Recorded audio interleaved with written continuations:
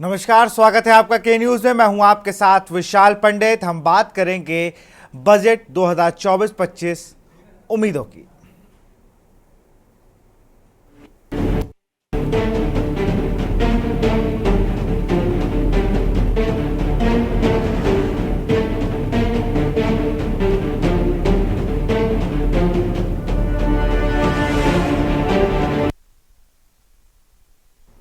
वित्त मंत्री निर्मला सीतारमण 23 जुलाई को मोदी 3.0 का पहला आम बजट पेश करेंगी। सरकार ने इस बजट को लेकर उद्योग जगत और अन्य क्षेत्रों के प्रतिनिधियों के साथ व्यापक चर्चा की है। खुद प्रधानमंत्री नरेंद्र मोदी ने अर्थशास्त्रियों के साथ लंबी बैठक करके उनके सुझाव लिए। हालांकि इस बार अपने दम पर बहुमत हासिल करने से चूंकि बीजेपी के सामने कई चुनौतियां भी हैं, उसे आम जनता के साथ दो अहम सहयोगी दलों टीडीपी और जेडीयू की उम्मीदों पर भी खरा उतरना है। विकसित भारत के बजट में लेकर सरकार में गतिविधियां तेज हैं। ये बजट 2047 तक भारत को विकसित राष्ट्र बनाने का रोड मैप भी देगा। पीएम मोदी ने इसको लेकर नीति आयोग में अर्थशास्त्रियों से मुलाकात की। अर्थशास्त्रियों ने प्रधानमंत्री को रोजगार, ग्रामीण अर्थव्यवस्था और मैन्युफैक्चरिंग पर फोकस करने का सुझाव दिया है। साथ ही मंत्रालयों से सुझाव मांगे गए हैं कि बजट में क्या क्या शामिल होना चाहिए। वित्त मंत्री इस बार पीएम आवास योजना के लिए फंड्स और बढ़ाने का ऐलान कर सकती हैं। पीएम किसान योजना के तहत किसानों को साल में जो 6,000 रुपये दी जाता है, उसमें बढ़ोतरी संभव है। राष्ट्रपति ने अपने भाषण में इनकम टैक्स को लेकर भी संकेत दिए थे। ऐसे में उम्मीद लगाई जा रही है कि वित्त मंत्री निर्मला सीतारमण इस बार के बजट में मिडिल क्लास को इनकम टैक्स में कुछ राहत दे सकती है। न्यू टैक्स रेजियम में इनकम टैक्स स्लैब 3 लाख से बढ़ाकर 5 लाख तक किया जा सकता है। अब जरा कुछ और तथ्य हैं जिनको ग्राफिक्स के जरिए आपको दिखाते हैं। मिडिल क्लास के लिए बजट में संभावित चीजें, पीएम किसान सम्मान निधि बढ़ सकती है, कृषि वृद्धि दर को तेज करने के उपयोगी हो सकती है घोषणाएं, ग्रामीण इलाकों में पीएम आवास योजना को लेकर ऐलान हो सकता है,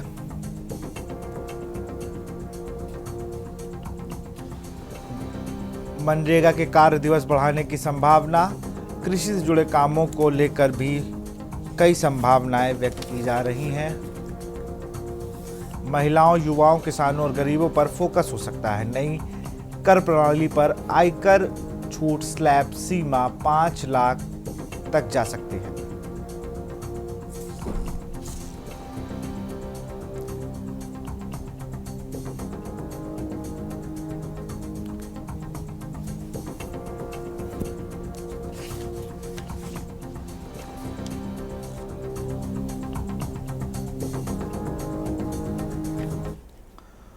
अब 10 बड़ी उम्मीदें जो भारत को बजट से हैं वो भी देख लेते हैं।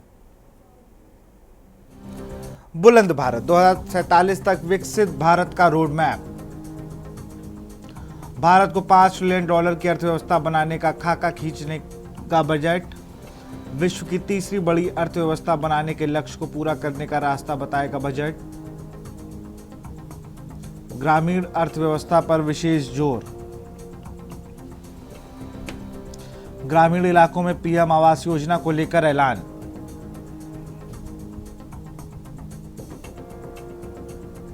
इंफ्रास्ट्रक्चर, मैन्युफैक्चरिंग को बढ़ावा, पूंजीगत कर्ज को बढ़ावा देना।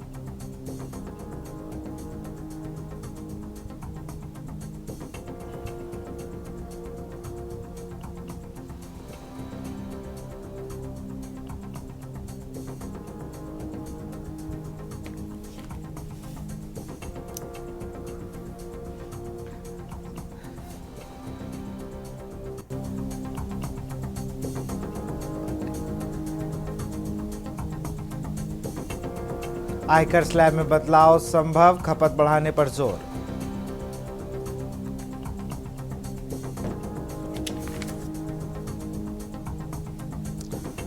आयकर स्लैब में बदलाव, उपभोक्ता के हाथों अधिक पैसा आने की उम्मीद। हाउसिंग लोन लेने की नई रियायत संभव। बढ़ेंगे रोजगार, युवाओं पर खास ध्यान। सर्विस सेक्टर में रोजगार उन्मुखी प्रोत्साहन योजना संभव, कौशल विकास को बढ़ावा दिया जाएगा, एमएसएमई पर विशेष ध्यान, बड़े आर्थिक सुधार, दूरगामी नीति, बड़े आर्थिक और सामाजिक फैसले, बुनियादी ढांचे विनिर्माण और श्रम सुधार जारी।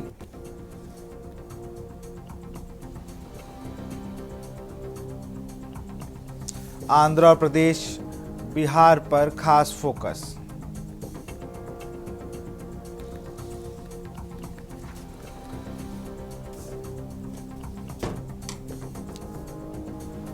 बुजुर्गों को रेलवे यात्रा में छूट की बहाली, ओपीएस पर स्पष्टता, एनपीएस पे तय पेंशन, आयुष्मान भारत में 5 लाख तक का इलाज, ईवी वाहनों पर रियायत, ग्रीन ऊर्जा पर फोकस।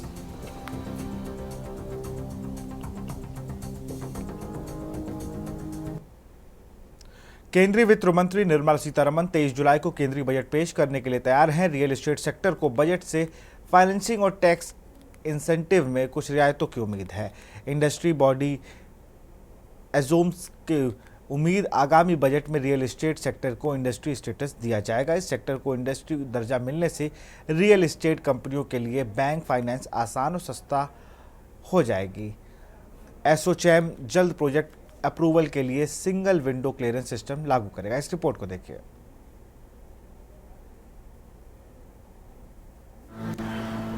केंद्रीय वित्त मंत्री निर्मला सीतारमण 23 जुलाई को केंद्रीय बजट पेश करने के लिए तैयार हैं।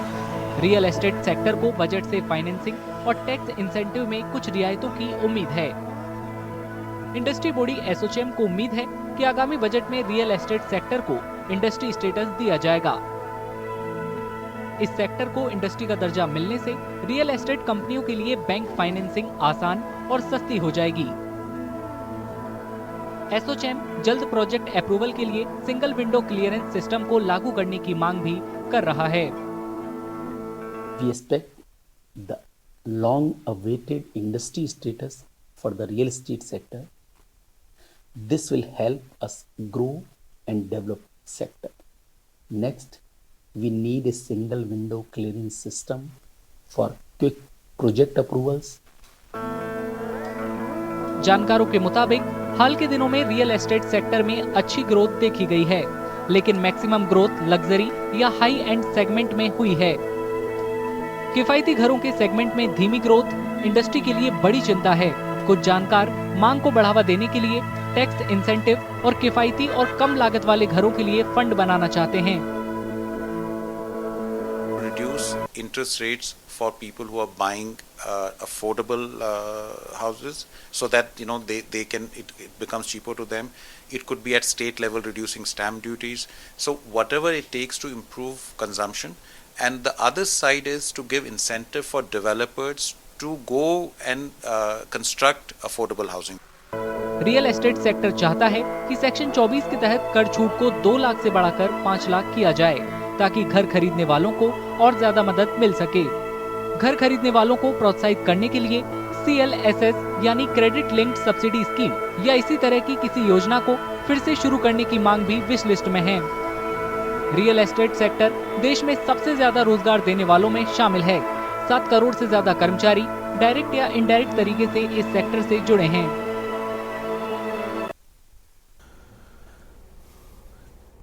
केंद्रीय बजट से पहले हेल्थ एक्सपर्ट ने सरकार से इस सेक्टर में अहम बदलाव करने की अपील करते हुए कहा कि सरकार हेल्थ इंश्योरेंस और डिजिटल हेल्थ सेवाओं पर टैक्स को कम करे और आयुष्मान भारत के लिए बजट को और बढ़ाए।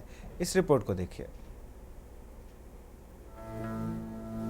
केंद्रीय बजट से पहले हेल्थ एक्सपर्ट्स ने सरकार से इस सेक्टर में अहम बदलाव करने की अपील करते हुए कहा कि सरकार हेल्थ इंश्योरेंस और डिजिटल हेल्थ सेवाओं पर टैक्स को कम करे और आयुष्मान भारत के लिए बजट को और बढ़ाए। हेल्थ इंडस्ट्री इंश्योरेंस और डिजिटल हेल्थ सेवाओं पर लग रहे टैक्स से काफी परेशान है। पिछले कुछ सालों में हेल्थ इंश्योरेंस से डिजिटल हेल्थ सर्विस में काफी चेंज देखा गया है। Use of insurance in 20th century, and now is the use of computer science and data science. Unfortunately, these streams are not seen as healthcare, and hence there's a lot more taxation that's been put on both health insurance and on digital health. I think that if we really want to pass on the benefit to the consumers, we need to really relook at this and understand how these are technologies that can make healthcare more equitable, and see medical insurance as well as digital health in more in a better light. Health experts सरकार से योजना में private अस्पतालों की भागीदारी बढ़ाने के लिए आयुष्मान भारत योजना के बजट को बढ़ाने की मांग कर रहे हैं। लगभग 13.44 करोड़ परिवार केंद्र की health insurance policy Ayushman Bharat प्रधानमंत्री जन आरोग्य योजना से जुड़े हैं, जिसे साल 2018 में लॉन्च किया गया था। One request would be to see how the budget allocation to Ayushman Bharat can be increased so that more number of hospitals are able to participate in the program. Today, the number of private hospitals that is participating is still very, very low, and government hospitals are clearly there. The reason for this is because of the right price points as well as the payment collection cycles has to be managed. जैसा कि वित्त मंत्री निर्मला सीतारामन 23 जुलाई को अपना 7वां budget पेश करने की तैयारी कर रही हैं, हेल्थ सेक्टर को उसका बेसब्री से इंतजार है। हेल्थ सर्विस इंडस्ट्री चाहती है कि हेल्थ पर खर्च को जीडीपी के 2.5% तक बढ़ाया जाए। केंद्रीय बजट से पहले तमिलनाडु में मशहूर कांजीपुरम सिल्क साड़ियों को बनाने के काम से जुड़े लोग बिक्री बढ़ाने के लिए जीएसटी दरों में कमी की मांग कर रहे हैं। बुनकरों और हैंडलूम मालिकों का कहना है कि उन्हें रेशम और जरी जैसे खास कच्चे माल पर ज़्यादा जीएसटी देनी पड़ती है, जिससे उनका मुनाफा कम हो जाता है। इस रिपोर्ट को देखिए। केंद्रीय बजट से पहले तमिलनाडु में मशहूर कांचीपुरम सिल्क साड़ियों को बनाने के काम से जुड़े लोग बिक्री बढ़ाने के लिए जीएसटी दरों में कमी की मांग कर रहे हैं। बुनकरों और हैंडलूम मालिकों का कहना है कि उन्हें रेशम और जरी जैसे खास कच्चे माल पर ज्यादा जीएसटी देनी पड़ती है, जिससे उनका मुनाफा कम हो जाता है। ஏன்னு சொன்னால் நமக்கு இப்போதைக்கு காஞ்சிபுரம் பட்டு இந்த தொழில் மிகவும் நலிவடைந்துள்ளது. இதற்கு ஊக்குவிக்கிறதுக்கு முக்கியமாக 2 விஷயங்கள் நம்ம மத்திய அரசாங்கம் செய்ய எதிர்பார்க்கின்றோம். ஒன்று பார்த்தீங்கன்னா நாங்கள் ஜிஎஸ்டி கட்டுறது நாங்கள் இதில் சிரமம் என்ன சொல்லலை. என்னன்னா நாங்கள் பட்டுக்கு ஒரு 5% ஜிஎஸ்டி கட்டுறோம், ஜரிகைக்கு ஒரு 5% கட்டுறோம். அதே வேளையில் நாங்கள் பட்டும் ஜரிகையும் தனித்தனியாக வாங்கி நெசவாளிகிட்ட கொடுத்து அவர்கிட்ட உற்பத்திக்கு செய்யக்கூடிய ஒரு கூலியை நாங்கள் கொடுத்து மொத்தமாக ரீட்டைலாக எடுத்துகிட்டு போயிட்டு ஒரு கடையில் ரீட்டைல் கடைக்கு நாங்கள் கொடுக்கும்போது ஒரு 10,000 ரூபாய் ஒரு ஜரிகை இது வாங்குகிறோம், பட்டு வாங்குகிறோம் அப்படி சொன்னால், ஜரிகை ஒரு 10,000 ரூபாய்க்கு வாங்குறோம்னு சொன்னால் 10 20,000 ரூபாய்க்கு நாங்கள் ஜிஎஸ்டி கட்டுறோம். இப்போ பொதுவாக முகூர்த்த நாள் மட்டும்தான் வியாபாரம் நடக்குது. அதுக்கு முன்னாடி எப்பவுமே வியாபாரம் பட்டு சேலைங்க ஜனங்க வாங்கிக்கினே இருப்பாங்க. இந்த ஜிஎஸ்டி வந்ததுலேருந்து என்ன ஆயிடுச்சுங்க, மக்கள்கிட்ட பணப்புழக்கம் ரொம்ப கம்மி ஆயிடுச்சு. அதாவது முகூர்த்த நாள் மட்டும்தான் வியாபாரம் நடக்குது, மற்ற நாள்லாம் ரொம்ப கம்மி ஆயிடுச்சு. இதனால எங்களுக்கு வியாபாரம் மிக மிக அளவில் ரொம்ப கம்மியாக நடக்குது. பொதுவாக எல்லா இதனால எல்லா தறிகாரங்களுக்கும் வேலை வாய்ப்பு கொஞ்சம் குறைஞ்சி போயிடுச்சு. कांचीपुरम साड़ी इंडस्ट्री से जुड़े लोग अपने बिजनेस को जारी रखने के लिए सब्सिडी वाली बिजली की भी मांग कर रहे हैं।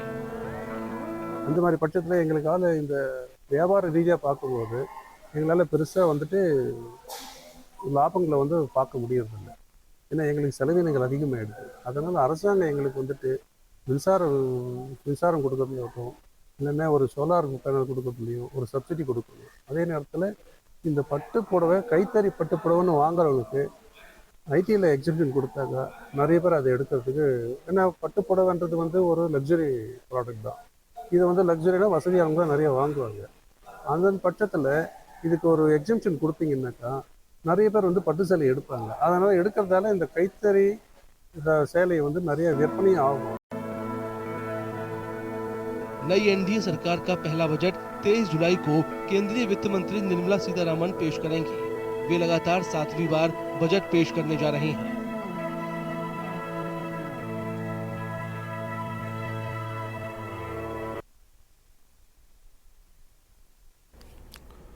गुजरात में सूरत के हीरा व्यापारियों को उम्मीद है कि कच्चे हीरे पर 2% आयात शुल्क हटाने की मांग इस साल केंद्रीय बजट में मान ली जाएगी। ये मांग 3 साल पुरानी है। इस रिपोर्ट को देखिए।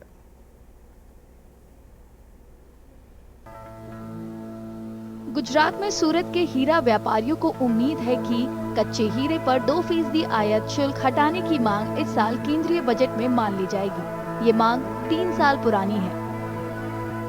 सूरत डायमंड एसोसिएशन और सूरत डायमंड इंडस्ट्री की करीब 3 साल से मांग है कि जो रफ डायमंड ऑक्शन विदेशों में विदेशी कंपनीज माइनिंग कंपनीज द्वारा किया जाता है, उसमें उस बिड अगर लगने के बाद कोई मैन्युफैक्चरर भारत में अगर इंपोर्ट करता है तो 2% की इंपोर्ट लेवी लगती है उस पर, जो कि टैक्स के रूप में भारत सरकार द्वारा ली जाती है।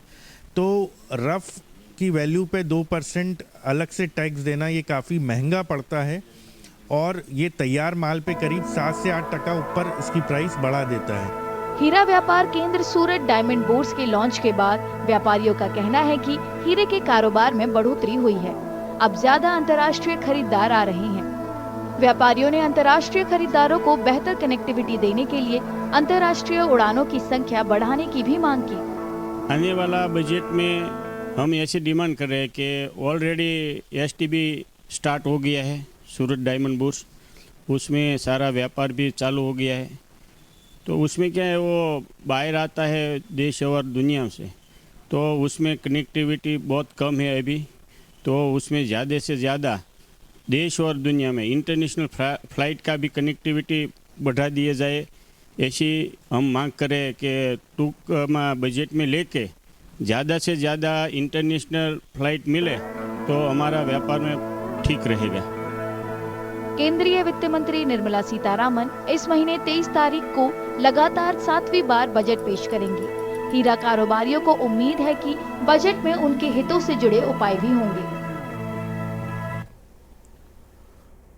चंडीगढ़ के व्यापारियों को उम्मीद है कि केंद्रीय बजट में उनका हितों का उपाय होगा। बजट इस महीने 23 तारीख को पेश होना है। व्यापारी संगठनों ने चंडीगढ़ व्यापार मंडल के जरिए सरकार से मध्य वर्ग के कारोबारियों के लिए माकूल उपायों का ऐलान करने की अपील की है। इस रिपोर्ट को देखिए।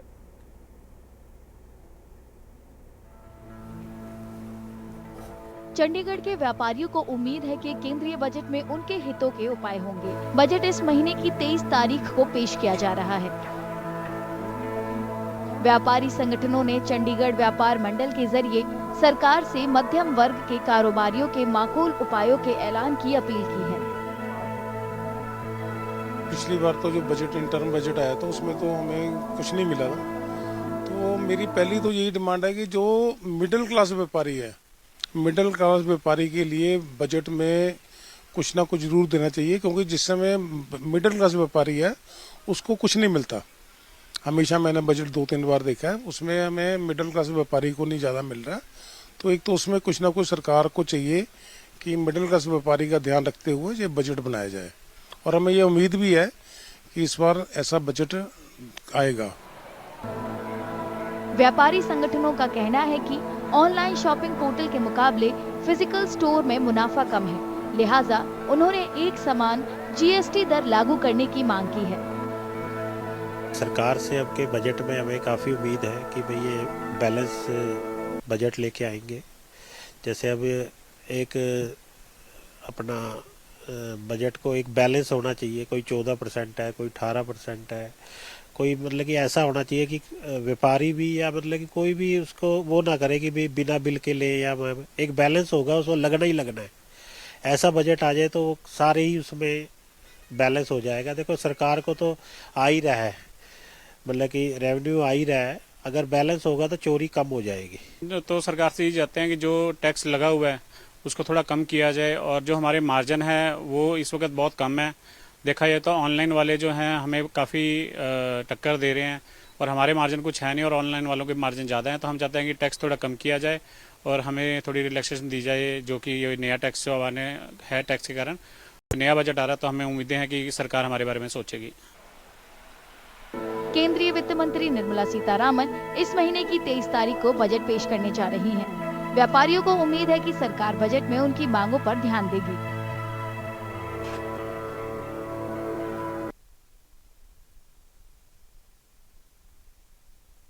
एनडीए सरकार का बजट आने में हफ्ते भर, अब तो बस कुछ ही घंटों का समय है। गुजरात में रियल एस्टेट कारोबारियों को उम्मीद है कि केंद्रीय बजट में किफायती आवास खरीदने में मदद करने वाली नीतियों का ऐलान किया जाएगा। इस रिपोर्ट को देखिए। एनडीए सरकार का बजट आने में हफ्ते भर से भी कम समय बचा है। गुजरात में रियल एस्टेट कारोबारियों को उम्मीद है कि केंद्रीय बजट में किफायती आवास खरीदने में मदद करने वाली नीतियों का ऐलान किया जाएगा। फिलहाल महानगरों में किफायती आवास का एरिया 60 स्क्वायर मीटर और गैर मेट्रो शहरों में 90 स्क्वायर मीटर है। शहर कोई भी हो, इसका बजट 45 लाख रुपए है। आज गवर्नमेंट का 45 लाख रुपीस का बजट है फॉर 90 मीटर अपार्टमेंट। तो 90 मीटर का अपार्टमेंट आज अहमदाबाद में, मुंबई में या मेट्रोज, इवन 2 टायर सिटीज में आपको नहीं मिलेगा, बट आप 3 टायर में या फिर रूरल में जाएंगे तो मिलेगा। तो हमारा ये रिक्वेस्ट है कि 30, 60, 90 का जो आपका क्लासिफिकेशन है वो बराबर है, but it should not be linked with the price, क्योंकि price varies from region to region. Real estate sector को उम्मीद है कि सरकार ATIB योजना फिर से लागू करेगी। इससे किफायती आवास तक लोगों की पहुंच बढ़ेगी। दूसरा ATIB का हम सालों से कहते हैं कि हाउसिंग फॉर ऑल, जो सरकार का भी सपना है और उनका भी एक बड़ा मिशन रह चुका है कि हाउसिंग फॉर ऑल। तो आज भी हमारे देश में हाउसिंग की डिमांड इतनी है कि उसको कैसे एज अ प्राइवेट सेक्टर और एज अ सरकार खुद भी इसके पीछे लगी हुई है। तो ATIB जो टैक्स इंसेंटिव वाला स्कीम था, जो अभी डिसकंटिन्यू हो गया है, उसको वापस इंट्रोड्यूस करवाया जाए।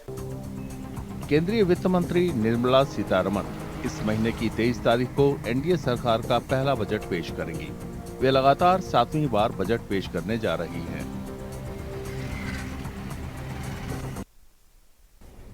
शुरू करते हैं अपने मामलों का। डॉक्टर अविरल मलिक हैं, बीजेपी प्रवक्ता, बहुत बहुत स्वागत है। अतुल सिंह हैं, कांग्रेस नेता। प्रोफेसर ML वर्मा जी हमारे साथ आर्थिक विश्लेषक हैं और राजनीति और आर्थिक दोनों का ही अच्छा ज्ञान रखने वाले तनुज दीक्षित हमारे साथ जुड़ चुके हैं। तनुज जी, आपका बहुत बहुत स्वागत है। सबसे पहले रुक करूंगा मैं प्रोफेसर ML वर्मा सर का। सर, इस बार का बजट कुछ खास होने वाला है, मुझे ऐसा लगता है कि हर जोर में अब मैं निकाल के सब बैठा हूँ आज डाटा, तो मुझे लग रहा है कि किसान क्रेडिट कार्ड, MSME पर विशेष ध्यान, और मैं बुलंद भारत पर होगा भाई, 2047 का रोड मैप है। लेकिन सबसे बड़ी बात जो है कि MSME के लोन की, उस पर जितना फाइल को लेकर घूमना है वो कम हो जाए तो आदमी कुछ रोजगार की सोच भी सकता है। विशाल जी, मेरी आवाज आ रही? बिल्कुल आ रही है सर। विशाल जी, मैं 2 पक्षों की तरफ बात करूं। पहला तो ये कि बजट की जब आप बात करते हैं तो बजट किसके लिए होता है? पब्लिक के लिए। दूसरा, बजट की व्यवस्था। दोनों पक्षों के संदर्भ में मैं बात करना चाहता हूं, और इसके लिए मैं 2 आदमी का जिक्र करना चाहता हूं, दोनों लोग नोबेल प्राइजर। एक नाम है गुन्नार मिटरल, उनकी किताब है, वो इकोनॉमिस्ट थे, दी एशियन ड्रामा। दूसरा आप जानते होंगे, आपके देश के हैं अमर्त्य सेन जी। इनकी 2 एक अच्छी स्टडीज हैं, चॉइसेज ऑफ चेंज, और जिसको आप कह सकते हैं डेवलपमेंट ऑफ फ्रीडम, कई हैं। तो इन सभी लोगों ने, चाहे एशियन ड्रामा में गुन्नार मिटरल साहब ने जितने भी एशियन कंट्रीज हैं जो डेवलपिंग स्टेज में है या अंडर डेवलप्ड, उसके विषय में बात की कि कैसे ये देश डेवलप कर सकता है। और यही बात बाकी जो हमारे देश के जो नोबेल प्राइजर, इस पर तो मेरे कई आर्टिकल और उसके एडिटोरियल पेज में रहे हैं। इनकी सारी लोगों की किताबें हमने पढ़ी हैं, स्टडी भी की। कुल मिलाकर के ये बात आती है कि हम देश का विकास कैसे करें। बिल्कुल, ये सबसे बड़े सोच की बात है। पहला, मैं दूसरे पक्ष की बात कर लूं, इसके बाद फिर से इस पक्ष पे आना चाहूंगा। पहला पक्ष, दूसरा पक्ष ये है कि आप हिंदुस्तान में हैं और हिंदुस्तान के भविष्य की बात 2047 और 48 की बात की है, ये अच्छी बात है। लेकिन ये बात आप जब आते हैं तो हमारे सामने एक प्रश्न आता है कि हमारे रिसोर्स है, ह्यूमन रिसोर्स, पूरे विश्व में हिंदुस्तान एक ऐसा देश है जिसके पास बहुत अच्छा ह्यूमन रिसोर्स का डेटा है, शायद आप जानते भी। अब उस रिसोर्स को कितना बढ़िया बनाने जा रहे हैं, जितना अच्छा बनाएंगे उतना अच्छा हमारा रिसोर्स तैयार होगा और उतना ही अच्छा हमारा देश बनेगा। शायद मेरे ख्याल से इस बात से कोई इनकार नहीं कर सकता है। अब प्रश्न आता है कि हम अपने रिसोर्स का इस्तेमाल कैसे करें, यानी अब बात आती है कि उनको शिक्षा देने की। अगर शिक्षा देने की बात आती है तो मैं उस प्रश्न पे नहीं जाना चाहता कि नीट के पेपर आउट हो रहे हैं, लेकिन इस प्रश्न पे जरूर जाना चाहता कि हमारे देश में जो बजट आ रहा है और पिछले 10 साल का बजट आता रहा, किसी बजट में मुझे ये नहीं पढ़ने को मिला कि साहब इस बजट में या इस वर्ष में एक IIT मैं खड़ा करूंगा फला साइट का। देश के चारों दिशाओं में से एक एक दिशा को अगर ले लें, पूरब या पश्चिम या उत्तर या दक्षिण,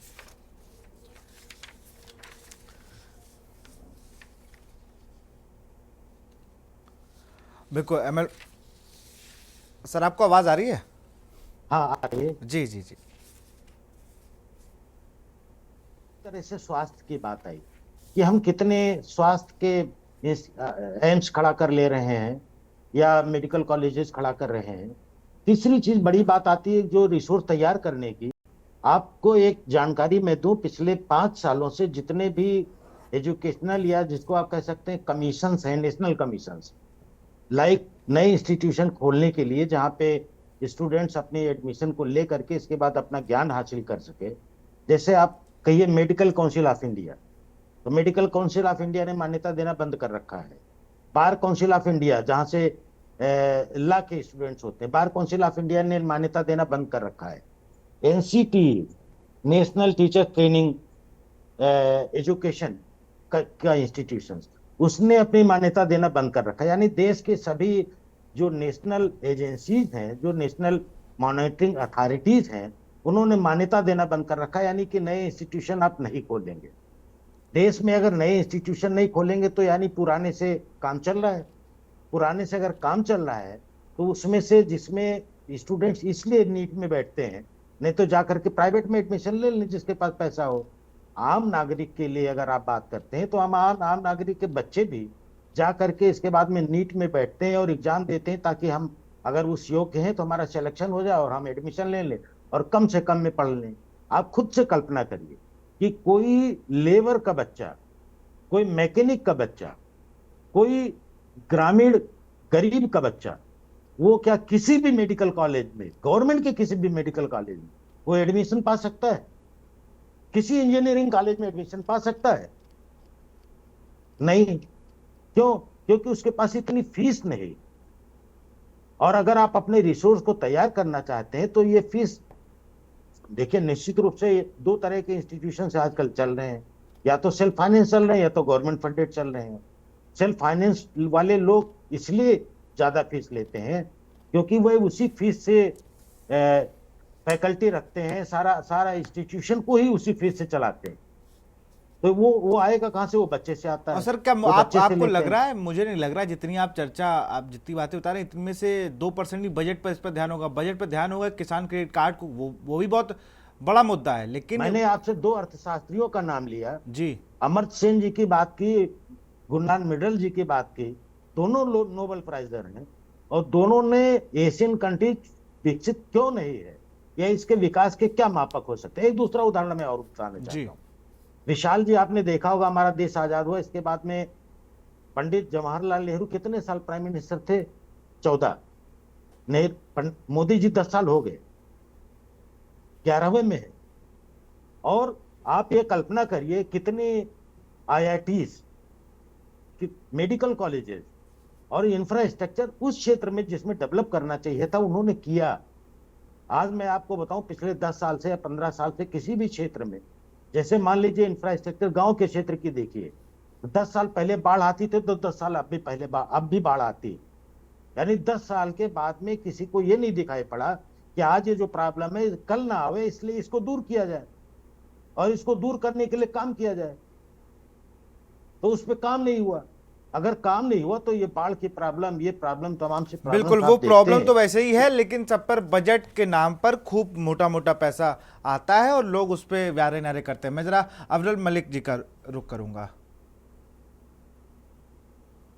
और मैं एक अपनी टीम से होगा कुछ नाम में कुछ गलत चले जाए उन्हें भी सही कर ले। अफजल मलिक जी। जी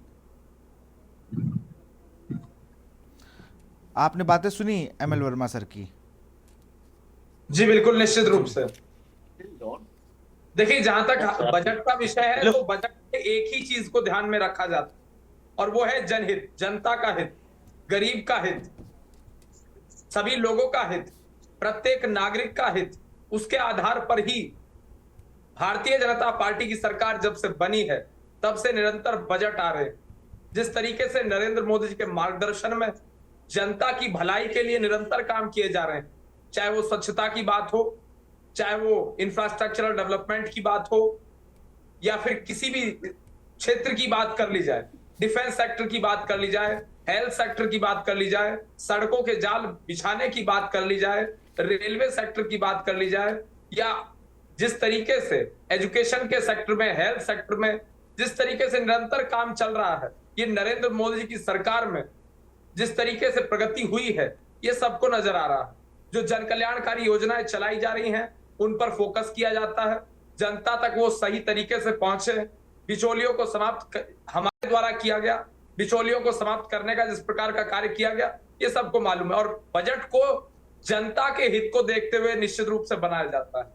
बजट जिस प्रकार से नरेंद्र मोदी जी की सरकार में बन रहा है, ये पुराने तमाम बजट आप उठाकर देख लीजिए, उस प्रकार का बजट आपको कभी नहीं मिलेगा। चाहे वो किसान हित की बात कर लीजिए, मजदूर हित की बात कर लीजिए, गरीब हित की बात कर लीजिए, महिला सुरक्षा की बात कर लीजिए, महिलाओं के हित की बात कर लीजिए, किसी भी क्षेत्र की आप बात कीजिए, किसी भी सेक्टर की आप बात कीजिए, एमएसएमई सेक्टर की आप बात कीजिए, कपड़े जो कपड़े व्यापारी हैं, जो कपड़ा व्यापारी जिनकी समस्याएं पहले रहा करती थी, आज उनकी समस्याएं भी निश्चित रूप से सॉल्व हो रही। अभी मैंने 5 जगह अलग अलग पूरे देश के सुनाए हैं, मैंने सिर्फ यूपी नहीं सुनाया है। बुनकरों की अपनी समस्या है भैया, जीएसटी बहुत है, रियल इस्टेट वाले अलग परेशान हैं कि भाई ये लोन नहीं ले पा रहे हैं। ये सब मैं अपनी तरफ से कुछ नहीं कह रहा हूँ, इसीलिए मैंने आज थोड़ा समय ज़्यादा लिया कंटेंट के लिए कि सबको पूरे देश का हाल पता चल जाए। और अभी भी लोग कह रहे हैं, आप गुजरात में जाके देखिए डायमंड मर्चेंट्स क्या कह रहे हैं, एक्सपोर्ट इंपोर्ट पे कितनी ड्यूटी है, उसके लिए भी तो परेशान है वो। जब महंगी चीज़ लेंगे तो महंगी बेचेंगे, या रॉ मटेरियल महंगा होगा तो। जी नहीं, देखिए सरकार की मंशा क्या है, सरकार क्या चाहती है, ये तो आप बताएंगे। क्या उद्देश्य है, क्या गोल है? वो यही है कि गरीब का हित होना चाहिए, हर वर्ग का हित होना चाहिए, सबका साथ, सबका विकास, सबका विश्वास, सबका प्रयास, इस नारे के आधार पर निरंतर कार्य होना चाहिए। सरकार यही चाहती है कि एक भारत श्रेष्ठ भारत का निर्माण हो, यही हमारी सरकार चाहती है। अविरल जी, पहली चीज तो आपको नहीं लग रहा कि ये वही बातें हैं जो आप रोज करते हो? बजट को लेके कुछ नया है आपके पास? ये बातें तो रोज है ना, एक भारत श्रेष्ठ भारत। बजट को लेकर क्या है आपके पास? बजट पर कुछ बोलेंगे आप? नहीं, देखिए युवाओं को निश्चित रूप से फोकस करके रखा जाएगा, ये बिल्कुल क्लियर होना चाहिए। जहां तक युवाओं की बात है, युवाओं को फोकस निश्चित रूप से किया जाएगा। युवाओं के हित में कार्य निरंतर हमारे द्वारा पहले भी किया जाता रहा है, भविष्य में भी किया जाएगा। बेरोजगारी को समाप्त करने के लिए हमारी सरकार के द्वारा लगातार कदम उठाए जा रहे हैं, प्रयास किया जा रहा है। लेकिन अगर परमानेंट सॉल्यूशन की बात है, तो अगर परमानेंट सॉल्यूशन चाहिए और तत्काल चाहिए तो उसके लिए एक अलग विषय हो सकता है। लेकिन जिस तरीके से सरकार के द्वारा कदम उठाए जा रहे हैं वो देखने वाली बात है। जहां तक जनसंख्या नियंत्रण की बात भी मैं इसमें 1 मिनट ऐड करना चाहूंगा। अगर आपको तत्काल चाहिए और परमानेंट सॉल्यूशन चाहिए बेरोजगारी का, तो उसके लिए जनसंख्या नियंत्रण महत्वपूर्ण है, और वो सरकार के करने से, अब कोई थोप देने से कानून इस प्रकार से नहीं होगा। वो जन जागरूकता उसके लिए आवश्यक है, जनता को जागना आवश्यक है, और ये एक सामाजिक समस्या के रूप में देखा जाना चाहिए। और जहां तक बात है बेरोजगारी की, तो बेरोजगारी मुक्त भारत का निर्माण जिस प्रकार से नरेंद्र मोदी के नेतृत्व में हो रहा है वो सबको दिख रहा है। जनधन खाता धारक जिस प्रकार से बढ़े हैं वो सबको नजर आ रहे हैं। आज जनधन खाता धारक हैं। पहले किसका बैंक अकाउंट खुला करता था? पहले उनके बैंक अकाउंट हुआ करते थे जो अमीर लोग होते थे, जो पैसे वाले लोग होते थे। ये सबको मालूम है। गरीब का बैंक अकाउंट खुलवाने का काम हमारी सरकार के द्वारा किया गया है। भैया मैं तो ये कह रहा हूँ विरल भाई, पहले बैंक अकाउंट नहीं था, बड़ा सुकून था। होता क्या था ना कि कोई मतलब नहीं था कि पैसा ही नहीं है तो नहीं है। अब बैंक अकाउंट भी मेंटेनेंस का फ़ोन मांगता है। हर महीने आया था 10,000 मिनिमम बैलेंस रखिए, अब नहीं रख पा रहे हैं विशाल, तो कहाँ जाएं? मेरे ऐसा आदमी कहाँ चला जाए? नहीं रख पा रहे हैं, अकाउंट बंद हो गया, जो उसमें अमाउंट था वो भी चला गया। दूसरी चीज़, आप कह रहे हो कि आपको नए राशन कार्ड की गाइडलाइन पता है? जो मैं आज कहीं बैठा था तो मुझे किसी ने बताया कि भैया मोटरसाइकिल है तो आप नहीं भर सकते हो। मोटरसाइकिल अगर आपके पास है, जहां अभी मैं उसको और पढ़ूंगा तो मैं आपको भेज दूंगा, उसमें ये लिखा है कि अगर आपका मोटरसाइकिल है तो अब आप राशन कार्ड नहीं ले सकते हो। बाकी मैं भी तनुज जी से और इस पर जानकारी लूंगा। लेकिन बड़ी बात है कि आप गरीबी, अब उसी गाड़ी से वो स्विगी चला रहा, रैपिडो चला रहा, क्या कर रहा है किसी को नहीं पता है, लेकिन गाड़ी है, फोन है, तो आप नहीं कर सकते हो। राशन कार्ड के जो 3 वो थे ना, लाल कार्ड, सफेद कार्ड और एक पीला कार्ड, उनके बकायदा डिवाइडेशन थे कि उनको इतना मिलता है, इनको इतना मिलता है। अब आप 5 किलो फ्री राशन दे रहे हो तो आप कह रहे हो वो लोग बेचते हैं इसलिए इसका ये करना पड़ेगा। इसमें इन सब चीजों को भी देखो ना भैया। जहां तक बजट की बात 2 है तो करोड़ सेना का 2 करोड़ रोजगार उतार 2 चढ़ाव करोड़ किया, वो भी रोजगार देखने की वाली बात आपने की। 5 साल पिछले निकल गए, 10 साल तो वो हो गए और अब फिर से शुरू हो गया है। उन पर बात कब होगी? जिन मेडिकल कॉलेज को आपने खोला, क्या वहां पढ़ाई शुरू हो गई है? और मेडिकल कॉलेज खोले ही क्यों है? अभी नीट का ही नहीं कुछ क्लियर है, तो इस सेशन तो पढ़ाई भी नहीं होनी है नीट की। 2.5 लाख बच्चे और 2.5 करोड़ परिवार, वो 2.5 करोड़ परिवार क्या करेंगे जब उनके बच्चे बजट का क्या ही सुनेंगे वो? फिर बताइए। 25 लाख। अविरल जी बोलिए, आप तनुज जी बोलिए। चलिए तनुज जी जवाब दीजिए। नहीं, मैं तो ये बताऊंगा कि देखिए यहाँ पर बजट को छोड़ के मुझे लगता है समस्त राजनीतिक चर्चाएं हो रही हैं। कोई जो है जवाहरलाल नेहरू जी का जो शासनकाल है उसको बता रहे हैं, कोई जो है पॉलिटिकल चीजों पे बात हो रही है, कहीं नीट एग्जाम पे बात हो रही है। मुझे लगता है कि फोकस बजट पे होना चाहिए। और एक जानकारी क्योंकि जो गलत थी, 16 साल 286 दिन की सरकार थी, इतने दिन तक जवाहरलाल नेहरू जो है देश के प्रधानमंत्री रहे। खैर, हम बजट पे आगे बढ़ते हैं तो विशाल जी 3 तरीके के बजट हम इस देश में देखते हैं, जिसमें से एक हम जिसकी बात करेंगे सरप्लस बजट, कि भाई बजट जो पिछला आया था उससे कितना ज्यादा इसमें बजट इस बार आएगा, पहला प्रावधान। दूसरा होता है बैलेंस्ड बजट।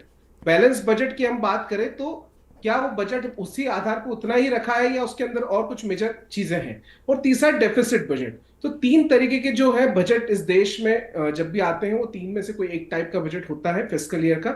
और हम सबसे बड़ी चीज समझे तो यूनियन बजट जो लास्ट ईयर 2023 में आया था वो 45 करोड़ रुपए का बजट था इस देश का, मोटा मोटा 45 करोड़ और कुछ ऊपर अमाउंट का।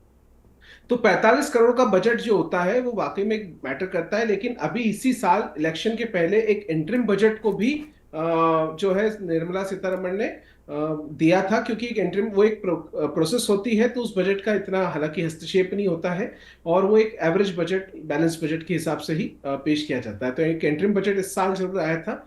अब जो बजट आने वाला है इसके अंदर हमको चुनौतियों का सामना देखना पड़ेगा, क्योंकि एक तो ये सिर्फ मोदी सरकार का बजट नहीं है, ये एक एनडीए सरकार का बजट होगा विशाल जी। साथ ही साथ जो विपक्ष है वो भी इतना कमजोर नहीं है कि जो बजट को त्वरित किसी भी तरीके से स्वीकार करे। तो मुझे लगता है इस बार का जो बजट है उसके अंदर पहले तो एनडीए के अंदर के जो चैलेंजेस हैं, जैसे कि जो उनका गठबंधन है जेडीयू और टीडीपी के साथ में, तो विशेष राज्य का दर्जा या तो बिहार और तेलंगाना की एक मांग हो सकती है इस बजट के साथ में।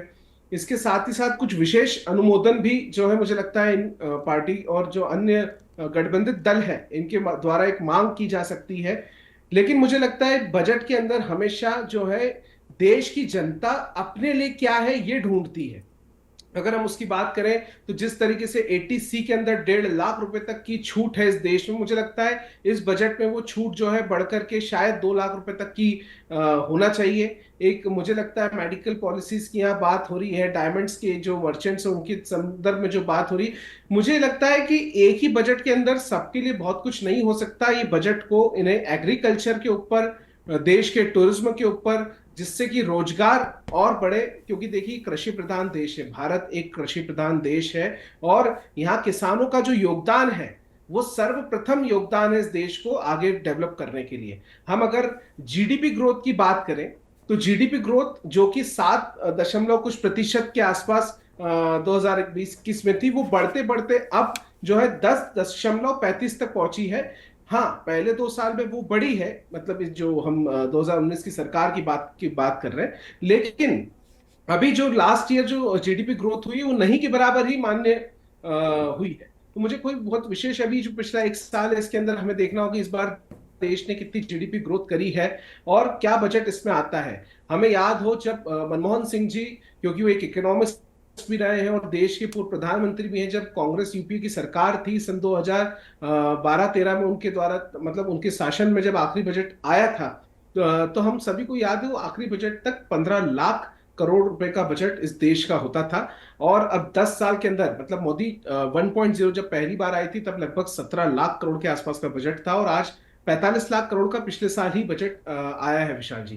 तो ये सारी चीजें देखना होगी कि जो बजट जिस तरीके से बढ़ रहा है इसके अंदर सौगातें क्या है, एग्रीकल्चर के लिए क्या है, देश के रोजगार युवाओं के लिए क्या है, साथ ही साथ किसानों के लिए कितना महत्वपूर्ण बजट है, और आम जनता को टैक्सेशन के अंदर, जैसे कि पिछले बजट के अंदर 5 करोड़ के ऊपर के टैक्स को 37% से घटा करके 25% किया था। तो इस तरीके की और क्या सरकार के द्वारा जो है सुविधाएं और सहूलियत इस बजट में आएंगी, ये निश्चित रूप से एक जो है वेट करने लायक चीज है, जो कि परसों सभी को पता पड़ेगी विशाल जी।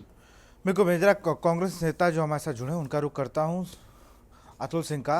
अतुल जी, इस बार तो बजट और अच्छा होने वाला, अपनी बात बहुत अच्छे से आपकी पार्टी रख पाएगी, आपका गठबंधन रख पाएगा, और जो आप लोग वादे करके आए हैं, जो मजबूती दी है आप लोगों ने जन सरोकारी मुद्दों को लेकर, उनको आप बहुत अच्छे से रख पाएंगे, ऐसी उम्मीद है हमें कि एक अच्छे बेहतर विपक्ष का इस बार हम लोग को सदन में देखने को मिलेगा।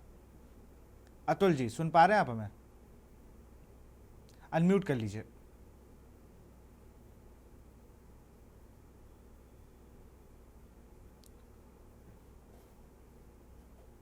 नहीं, आपकी आवाज हम तक नहीं आ रही है।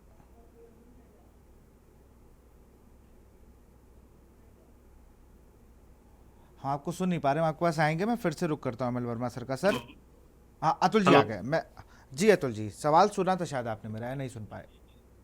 अविरल जी बता रहे थे कि एक भारत श्रेष्ठ भारत की बात मोदी जी कर रहे हैं। 10 साल पूरे हो गए, 11वां साल चल रहा है। कल 11वां बजट ये पेश करेंगे परसों। तो हम लोग भी बड़ा बेसब्री से इंतजार कर रहे हैं कि इस बार देश के लिए क्या देने वाले हैं मोदी जी, क्योंकि 10 साल से जो झुंझुना इन्होंने पकड़ा रखा है देश की जनता को, हम लोग भी इंतजार कर रहे हैं। अभी जैसे वर्मा जी ने बताया कि जिस तरह बाढ़, आज भी बाढ़ आ रही, जैसे आज से 20 साल 10 साल पहले आती थी, आज भी स्थिति वही है। चिकित्सा की भी स्थिति वही है।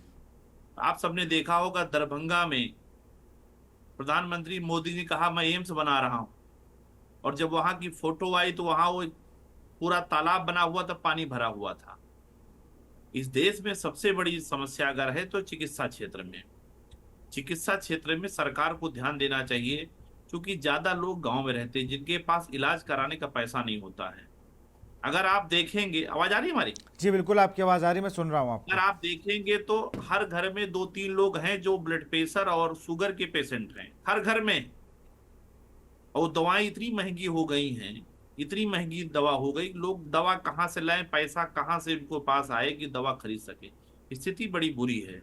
तो सबसे पहले बात, सरकार को चिकित्सा पर ध्यान देना चाहिए। और जहां रही शिक्षा की बात, शिक्षा का स्तर देखिए किस तरह हो गया है। जहां प्राइवेट संस्थान बढ़ रहे हैं, वहीं जो हमारे सरकारी संस्थान है वो पूरी तरह से खत्म होने के कगार पे है। चाहे आईटी सेक्टर की बात हो, या जो हमारे प्राइमरी से लेकर इंटरमीडिएट के स्कूल हैं या डिग्री कॉलेज, उनकी हाल भी बहुत खस्ता हाल है। इन पर सुधार होने की जरूरत है। हम लोग इंतजार कर रहे हैं, देखिए सरकार क्या करती है।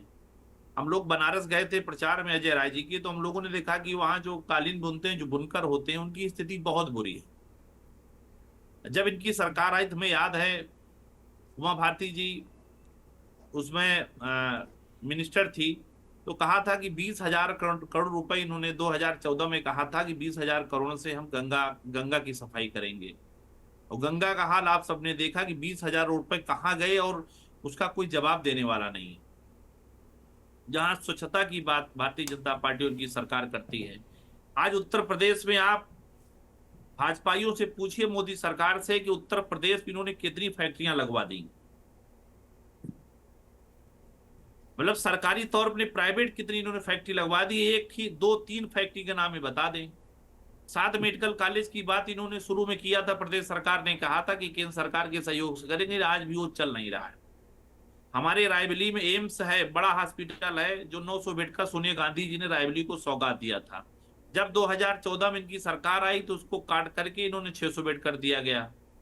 स्थिति ये हो गई है कि जो एक बेहोशी के डॉक्टरों की संख्या कम होती जा रही है, आईसीयू बेड नहीं है, इसको कौन देखेगा?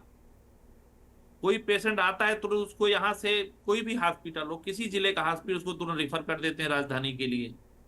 अरे जिलों में व्यवस्था कब सुधरेगी?